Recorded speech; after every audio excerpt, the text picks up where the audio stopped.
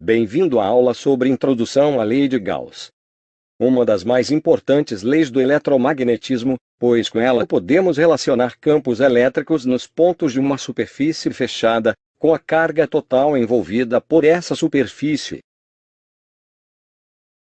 Para podermos aplicar a lei de Gauss, devemos antes nos familiarizar com o conceito de fluxo. Fluxo está ligado ao conceito de fluir e, portanto, se faz necessário estabelecer uma direção de referência.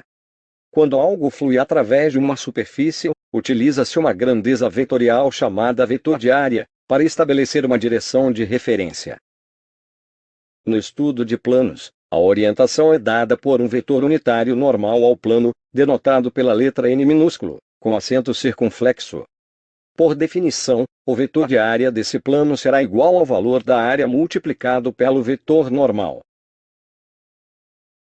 Em um caso mais geral, onde temos uma superfície curva, o vetor de área será associado a um ponto de área elementar, dA. A orientação do vetor normal, e consequentemente do vetor de área nesse ponto, é definido pelo plano imaginário tangente a esse ponto. Assim escrevemos o elemento de vetor de área, dA, como sendo igual à área elementar, dA, que multiplica o vetor N, normal ao plano de tangência. Um exemplo simples de fluxo é a passagem de um vento uniforme através de uma janela retangular. O fluxo de ar através da superfície plana da janela pode ser calculado pelo produto escalar entre a velocidade do ar e o vetor de área do plano. Podemos desenvolver o produto escalar como módulo da velocidade v, multiplicado pelo módulo do vetor de área a, multiplicado pelo cosseno do ângulo que v faz com a.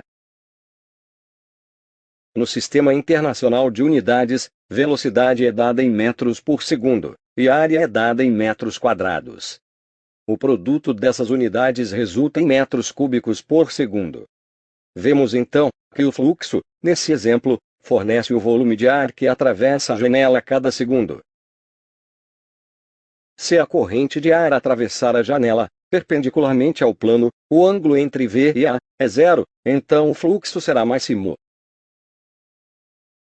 Se a corrente de ar atravessar a janela paralelamente ao plano, o ângulo entre a velocidade e o vetor de área é 90 graus. Então o fluxo será zero. Podemos agora transpor a ideia de fluxo para o campo elétrico.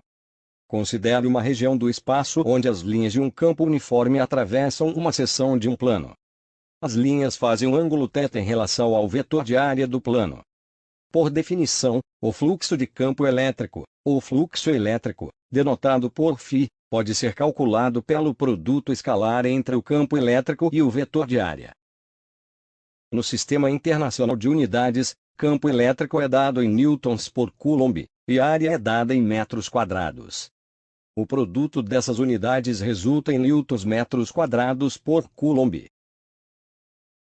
Podemos generalizar o cálculo do fluxo para uma superfície qualquer, que é atravessada por linhas de campo elétrico. Se considerarmos uma pequena seção de área, ou seja, uma área elementar dA, em um ponto na superfície, o campo elétrico nesse ponto multiplicado escalarmente pelo vetor de área dessa pequena seção, fornece ao fluxo elementar de φ, nesse ponto. Desse modo, o fluxo elétrico total que atravessa a superfície pode ser calculado somando-se todos os pequenos fluxos ao longo da superfície, o que resulta na integral do fluxo elementar de φ. Substituindo pelo produto escalar, temos a forma final do cálculo do fluxo elétrico através da superfície. Vamos aplicar o conceito de fluxo elétrico em um exemplo simples. A superfície quadrada da figura tem 32 milímetros de lado e está imersa em um campo elétrico uniforme de módulo 1800 newtons por coulomb, e com linhas de campo fazendo um ângulo de 35 graus com a normal. Tome essa normal como apontando para fora, como se a superfície fosse a tampa de uma caixa. Calcule o fluxo elétrico através da superfície. Vamos começar olhando para um ponto P qualquer do plano. Uma linha de campo elétrico nesse ponto faz um ângulo de 35 graus com a normal ao plano. Ou, em relação ao vetor de área A. a linha de campo indica a orientação do campo nesse ponto. Percebemos que o campo faz um ângulo de 145 graus em relação à normal. Note que o campo aponta para baixo do plano. No caso em que temos fluxo uniforme através de uma superfície, o fluxo pode ser calculado pelo produto escalar do campo e do vetor de área. Assim, o fluxo será igual ao módulo do campo multiplicado pela área e pelo cosseno de 145 graus. O resultado final será menos 1,5 nm/m² por Coulomb.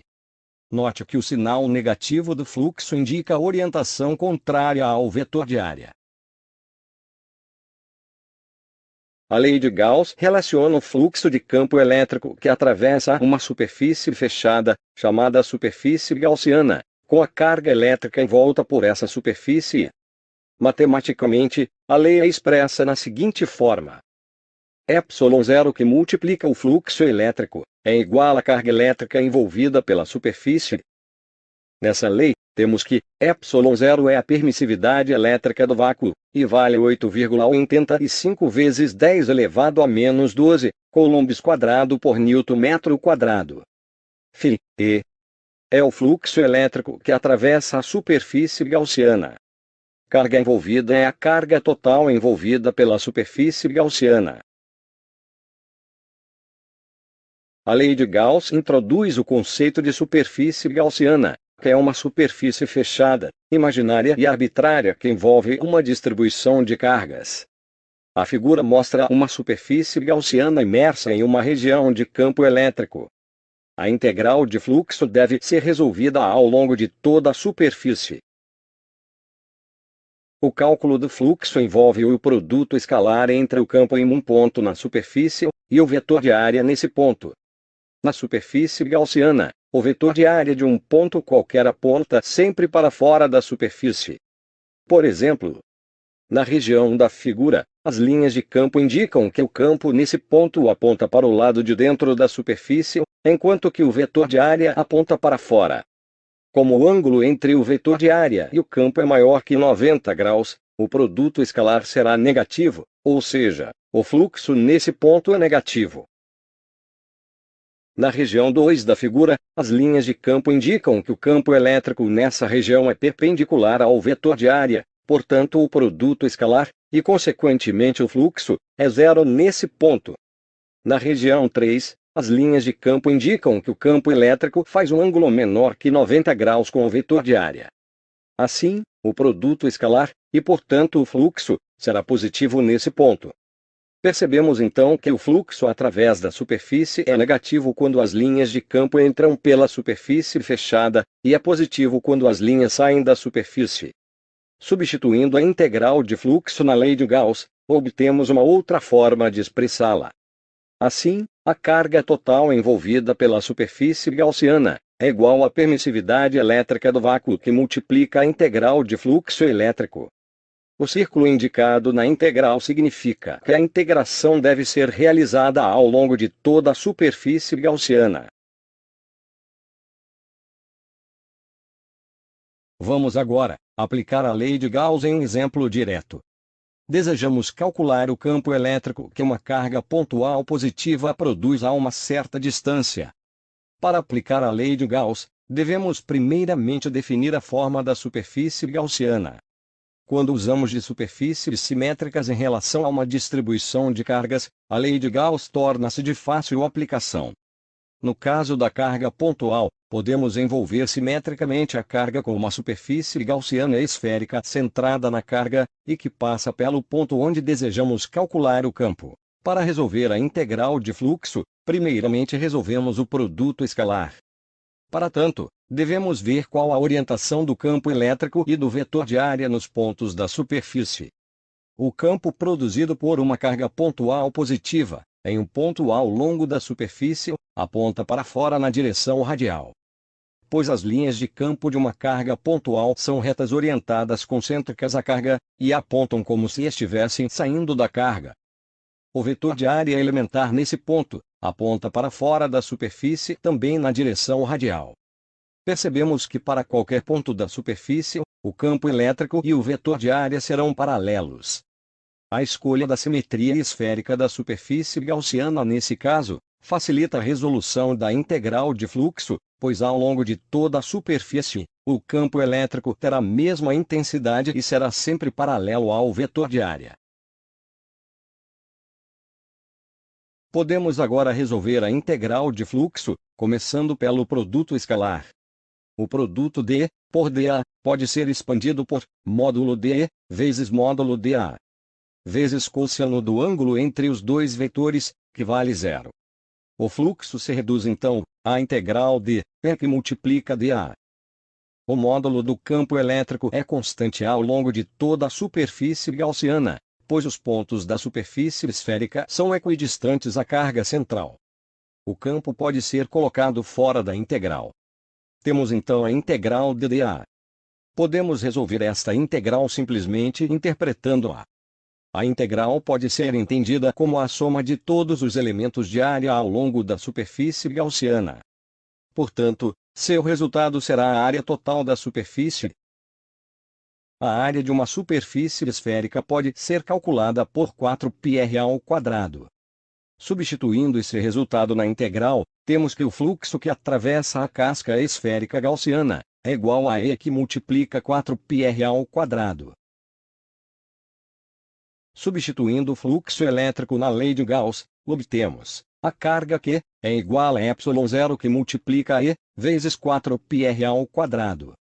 Resolvendo para o campo, obtemos 1 sobre 4πr ao quadrado, que multiplica Q sobre o quadrado da distância. Note que obtemos a expressão conhecida para cálculo de campo elétrico produzido por carga pontual. Se colocarmos uma carga teste, Q0, a uma distância r da carga pontual, podemos calcular a força elétrica através do produto da carga pelo campo. Substituindo a expressão do campo, vemos que podemos obter, a partir da lei de Gauss, a lei de Coulomb. Então é isso. Espero que tenham aproveitado a aula. Bons estudos, e até a próxima!